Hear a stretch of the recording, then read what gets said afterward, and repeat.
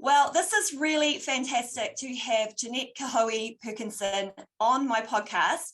We're both in New Zealand, but Jeanette's not from New Zealand, and she's going to share a little bit about her story once we get started. I'm going to clear out, and she's going to come bolstering in and share some really cool information about her journey.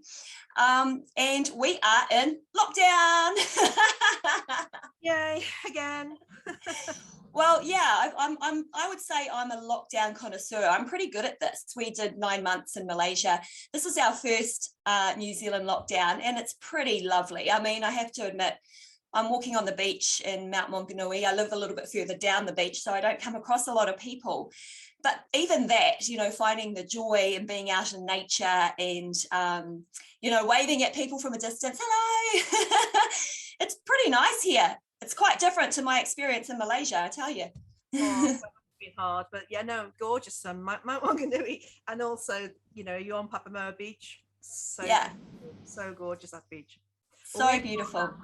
I'm right by Narrowneck Beach, which is where they've now put up a testing centre. Oh, okay. Very close to Devonport, to Place A in New Zealand. Right. Cool. Well, so you're at home safe. And I just want to introduce you to our listeners and viewers today. So you are the CEO of a brand called Agile People, and that is strategic development, talent acquisition and support, organizational design, stakeholder communication. So some pretty feisty work there that you've got, Jeanette. And probably where we've connected is, I've told the story before, but when I was in managed isolation, repatriating back to New Zealand, one of the very first things I put into my laptop was Menopause in New Zealand, and your website came up first, which is Menopause, which is very exciting. And I was like, oh, good, there's stuff going on in New Zealand. That's awesome. And so you are the founder of Menopause, which is a resource for women so that they can find out what's going on with their perimenopause symptoms, or even what the heck is that. And you provide lots of really good articles, books, documentaries, everything's there if you want to find out about perimenopause and menopause. But the thing that got me the most, the reason that I really wanted to speak to you today, was how you address women in the workforce and what happens for us. And I think that we both have a bit of a personal story about that, but I'm going to shut myself down and open the floor up for you, Jeanette. Welcome to the podcast. Thank you. It's lovely to be here, Tracy. Thank you for doing this. Menopause is a hobby for me, is a passion. It's a social enterprise. It is part of my Agile People business. And my Agile People business, I'll tell you my personal story, excuse me, but Agile People is a consultancy, and through that I've been providing consultancy on transformational change and employer branding and so on. And as a result of that, started working for some really good friends of mine who are PH Creative, and then they asked me to be their Chief People Officer. And basically, I have a life now that I absolutely love, working with a business that I absolutely love. And my whole thing about Menopause is the powerful nature of the sort of second, a lot of people say second phase, but I'd say third chunk of our lives. So if you chunk it up into, we're going to live for 90, 100 years, then, your 30 was, for me, it was kind of natural that the last 30 after you're 50, you've got 30 years of amazing career where you've got wisdom, experience, network, and you're back to normal. You get back to normal after this, what for me was absolutely atrocious menopause. But I'm full of life now, full of energy, full of beans, and I absolutely love what I'm doing now. And I was not in a good place going through, the final phase of my menopause. So I founded Menopause as a sort of on the side thing to help people, because there was nothing in New Zealand for women in the workplace. And my personal story was one of kind of implosion. I was only in the role that I was in for a year. I was a hero for about 8 months, and then suddenly was kind of ran out of estrogen, ran out of hormone replacement therapy, and just went on a slippery slide of lots of symptoms showing their heads, and me not realizing at all what was happening to me. to the point where I went to the doctor the day after I quit and said to the doctor, I've got early onset dementia. What do I do? She just laughed at me and said, she didn't laugh at me, she's a lovely doctor, but she said, don't be ridiculous. You're in your menopause and you haven't had HRT for a year now or 6 months. And so, we just need to put you on HRT. And it was a game changer for me. So the reason, people don't, it's difficult to get my portfolio of roles, but I'm actually Chief People Officer of PH Creative. It's employer branding agency. It's a fabulous creative full service agency. I love it. I'm also then a director, an independent director and an advisory board member so I've got different companies like Trust Codes and the University of Auckland, University of Liverpool, where I'm an advisory board member. So I have a portfolio which I now only do the things that I absolutely love with people that I really love and respect who are kind. So, and that's my story is just, you get to a phase of life where you just want to be around radiators, you want to be around people that are doing good in the world, that have a really good social purpose. And that's where I am now. And that's sort of the message I want to convey to people who feel like they're in a really dark place, who feel like they're losing their mind because of perimenopause symptoms. And I just want to convey that there is life afterwards and it's amazing. Yeah. Oh, I'm so inspired. Right now I'm sitting here and I'm feeling like I've just entered that third stage that you're talking about from a sort of a career perspective. So lots of the listeners who've probably listened or tuned into some of my episodes before know that I have a really long history as a fitness professional, and I also worked in corporate fitness. So corporate fitness, for those who don't know what that is basically you are sitting in the boardroom and you are making decisions for me, it was a brand that was throughout Asia, and it was 65 clubs and growing. And I was the only female in the boardroom. And at that time, I was in my early 30s. And so I was pretty gung-ho and like, this is awesome. I'm one of the boys and stuff. But when I think about doing that, especially when I was perimenopausal, like I still am, but when the symptoms first kicked in, that would have been an absolute nightmare for me, because of so many things that go on in your head. And I think it's the headspace. Yeah, the physical things that happen, they're really obvious to you every day you wake up. You feel a bit achy, or you've had hot flashes through the night, you're stripping off the sheets, all of those kind of things. People understand that as menopause. Actually, they joke about it. It's not really worth joking about, but at this stage of our conversation globally, people are kind of turning those things into a joke. But it's the mental aspect of it when you think about working at quite a high level where the decision makers are, a lot is impacting a business on your decisions, your ability to make clear decisions and communicate those decisions, to stand up, give a presentation, get through the presentation without losing words, without dropping ideas, without feeling like all this background stuff going through your head going, what are you doing here? You're an imposter. So I can 100% relate to that experience that you're talking about when you had that, the last time that before you walked away and now you do your own thing. So are you happy to share like a distinct moment that you had before you stopped working in your previous role? Was there anything like that really kind of shook you that you're happy to share? Look, there was an amalgam of symptoms that it's like a perfect storm for me. So I just wind back before I answer that question. I moved to New Zealand in December 17. I've been married to a Kiwi for 18 years, 19 years. And we've been coming to New Zealand for many years. We've got our kids' grandparents are here, so our New Zealand family are here. So we'd been coming back and forth, and I thought the move would be fairly easy. I've lived in Russia, in Gibraltar, in the Netherlands, in the UK, in the US a few times, and I've done big roles all over the world, which were global, very, very challenging, complicated, multicultural roles, which never ever fazed me. So going to Russia and running an HR director position for Cargill, one of the biggest companies in the world, it didn't faze me. It was just, yeah, just gung-ho like you. Great, let's do this. This is brilliant. And you just got on with it. Was fabulous, and I always thought I was the luckiest person in the world. I came to New Zealand thinking this would probably be the easiest move that we've made, and yet what I hadn't realized, I had HRT when I came here, because I had it in England, but I had it from a very early stage where my first kind of hot flushes back years ago. And perimenopause can last 8 to 10 years, or 4 to 10 years. If you're very lucky, it's a short phase, but even short is 4 years. But for me it was about 8 years, and I had no idea that there was anything other than hot flushes and night sweats, because a friend of mine said, oh, you've started perimenopause, go and get yourself HRT. Off I did. I went and got that, and I didn't have any symptoms once I'd gone on to HRT. When I came to New Zealand, I ran out of it. I went back to the UK, got some more from the doctor in the UK.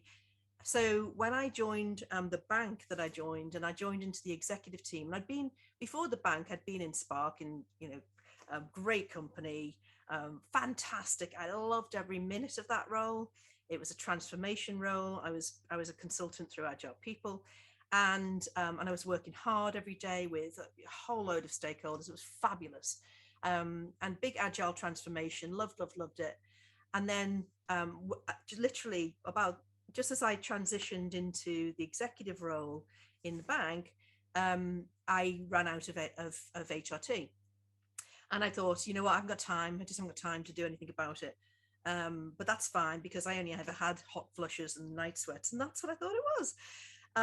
But then, gradually over time, as my estrogen had declined, and as the symptom, I just had so many symptoms I didn't even realize that they were part of menopause.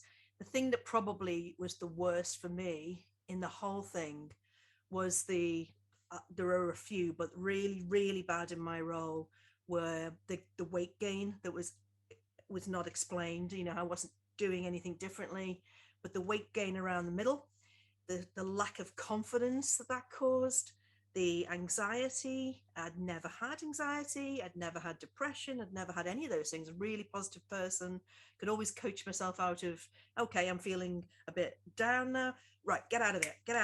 You know how you do, right, switch, get out of it. That was the sort of person that I was, and I couldn't get off having anxiety, and the brain fog and the memory loss was just insane. And that's why I thought I had early onset dementia, because I would be in the boardroom, I'd be about to say something that was a really important point, and I'd forget what I was about to say. And the way that my colleagues read that, they didn't know either, but I had absolutely zero support. People would laugh when I had hot flushes. I had no support for it at all, and I didn't know. And I was a chief people officer, I was the exec GM for people. So I came out of that. Those symptoms were the main things that made me think, oh my gosh, I can't, I'm not functioning, I'm not thriving. I'm not able to write the board papers that I should be able to write. I'm not able to deliver on creating a strategy for something that I'm supposed to be doing, because I can't think clearly. And that's why I thought I had dementia. And that was when I started to go down this sort of spiral of what on earth's happening to me. And I kept on trying, and I kept on working longer hours and working later into the night. But the real low point was trying to write board papers. I had 15 board papers to write for July of 2019. 15 board papers, because I was across various different strands of activity. And I couldn't deliver on all of them. And we were, I was 3 o'clock in the morning in the office at North Wharf down in central Auckland, 3 o'clock in the morning, still working. I would leave, come back before 8 o'clock. I was getting, 4 hours, 3 hours sleep, which just exacerbated things. And it just got to a point of, there were too many things that I just couldn't deliver on, and thought I was going mad. And with no support, no awareness about it, and really not, and I take full accountability for this, but not taking the time to just go to the doctor and have a conversation and think what was going on. And it led to, I quit the business. She said, go on to HRT. And when I put an estrogen patch on and a progesterone tablet, boom, got my life back. Amazing. And then I spent 3 months, literally 3 months, trying to figure out what on earth was that all about? What happened? Why? And I am a big believer in things happen for a reason. I'm a big believer in the timing of when things happen. So, you always think, oh, it'll get better. But right at that point, I could not think this is going to get better. I've just walked out of an executive role, which are few and far between in New Zealand, HR for women. And I was new to the country, so people didn't know me from before. So, you jump through hoops to be appointed into a job, and everyone thinks you're fantastic, so they hire you. But as soon as something like this happens, no one wants anything to do with you. And it's amazing and I thought, hang on, I've had 30 years of an incredible, very successful career of being an executive, of being in all these challenging situations and succeeding. And yet 4 months in New Zealand wipes 30 years out, because those people, how it's a village and it's everything. And people talk, well, who's going to hire me after this? That's where I was. Who on earth will ever hire me again after that experience in New Zealand? Now, luckily, people from around the world and my network, were on the phone saying, are you free now? Can you help us with this? Can you help us with that? And that's what happened. And I'm back to pretty much full strength now in terms of my portfolio. But there was a very dark place at one point where I thought, I might not work again. We may need to move back to the UK. We wanted to make our life in New Zealand now. It's my husband's turn. It's our kids and the grandparents' turn. And I stood staring, probably at the screen, thinking, what on earth are we going to do? We'll have to go back. I'm never going to be successful in New Zealand. But then it occurred to me, well, hang on, how many people are going through the same thing as I am? How many women have left their jobs? Then I started to do research about it. This is a long answer, I know, but I started to do research. No, this is exactly what I want to hear. So this is the juncture of the conversation, and the crux of what I want to know is, how does this affect women in the workplace and the workforce today? And I, like you, I've researched and I've found quite a lot of interesting stats.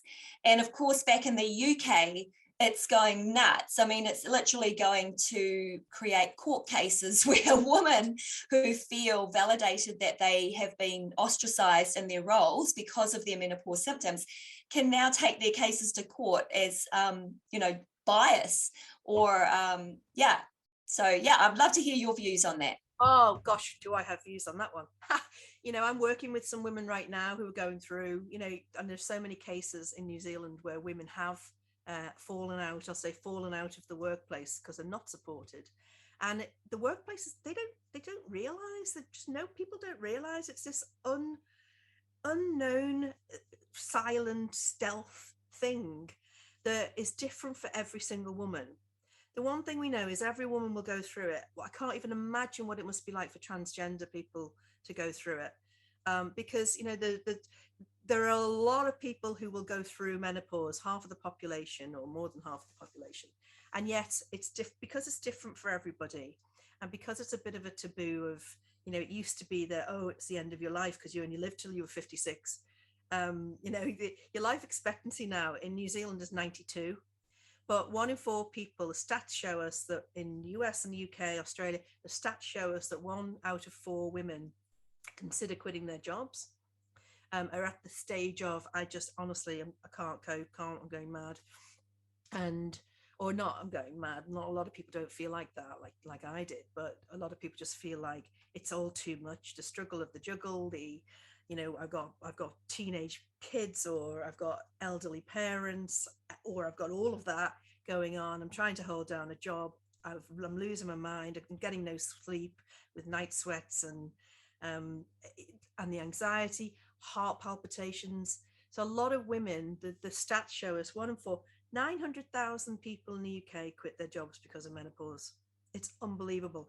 And we had a crisis during the first and second COVID waves in the UK, where it was even reported about. There was a real concern that too many women in essential worker positions in hospitals, surgeons, doctors, nurses, were quitting because they didn't feel supported through menopause, because the hours were so grueling and brutal. So loads of people quit. And I look at that and I go, the reason that I feel so passionate about this is we need to keep women in work. If they love their work, we need to support them through this stage. So we need to create the awareness conversation. We need to create tools for employers so that they understand what this is, what the symptoms are, that every woman's different. One woman might have 3 symptoms, one might have 20, but there are 34 really known symptoms. And any mix of those symptoms can debilitate a woman's performance. But generally, if they're supported through it, it's temporary. You can find remedies. So it doesn't actually affect a woman's performance. And I'm passionate about the macro situation, which is global leadership. For years and years, I'm so sick of hearing about, we've got to improve the situation, women on boards, we've got to increase women on boards. So it's 8% of women on the NZX 50 are women, 8%. And there's only 24%, circa 24, I say that, but circa 24% of women on our boards in New Zealand. So, and the stats show as well that the companies, the businesses that have women on their boards and have a greater equality at the executive level are far more productive. 1.7 times more productive, according to McKinsey. We've got lots and lots of studies. So in the US, this is a great big thing. In the UK, it's a big thing. In New Zealand, we've still got a real problem with people even recognizing this as an issue. And I think that macro issue, there is a correlation then of women at the height of their power, at the height of their careers, leadership roles, that, and this is late 40s, early 50s, go, I'm not doing this. I'm going to go, I'm expected to be in work for 12 hours a day. I'm expected to be at my desk. I'm expected to be everywhere. I'm expected to be on 24/7 on my PDA, on my phone, on my smartphone, on my everything. I'm expected to, used to be expected to travel, blah, blah, blah, blah.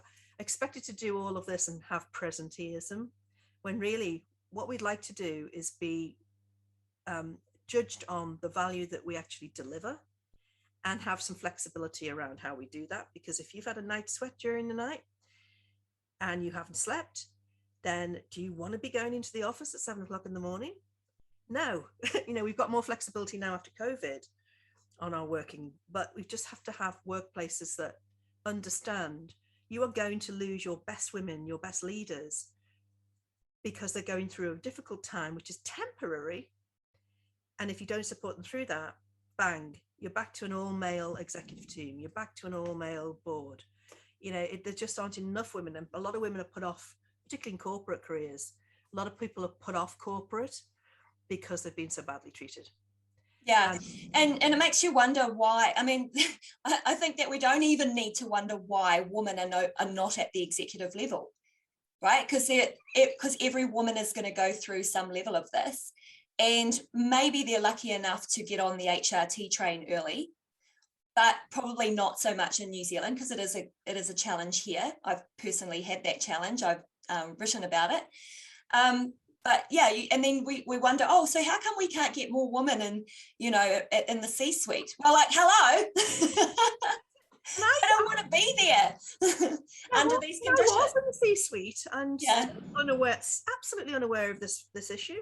It's one of those things that if you haven't had the lived experience, it's like divorce, or there are a lot of things where if you haven't had the lived experience, you cannot possibly empathize. And until it starts to get normalized as a conversation in society, people without lived experience don't even recognize it as an issue. So the people going through it are like, well, can you not see us? Can you not, across everything? So now we've got, the Pride movement. Great. Everyone's aware. I'm totally tolerant, accepting and everything. Great. But that took years and years and years. Black Lives Matter, years and years, still going through it. And people are, still got intolerance and people not empathizing. But there's lots and lots of things where, bringing women back after maternity leave. Yeah, it was temporary. Yeah, come back and yes, get back on the on-ramp. But for years, it was a struggle to have women be hired at all if they were in the childbearing age, So when you look at all of these societal struggles around major issues, natural life stage issues, this is one of the last taboos, and people just don't want to talk.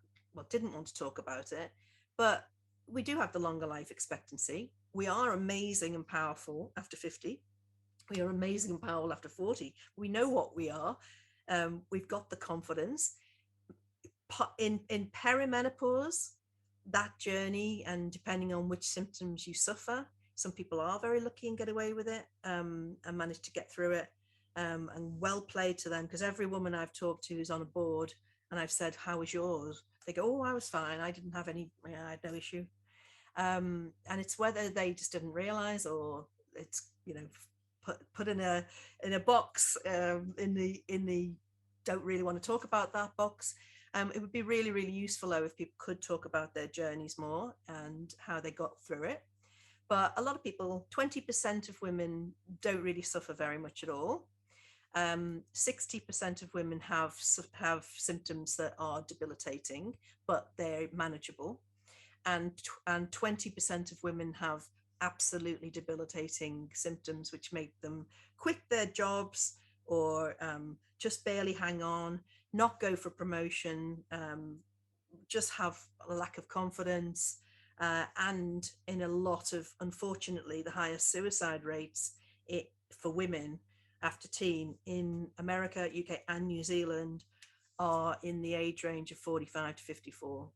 So that was the thing as well. I just thought, I got to a very dark place thinking, well, what on earth am I going to do with the rest of my life if I've chosen to live in New Zealand, and New Zealand is absolutely not empathetic or supportive of this stage of life.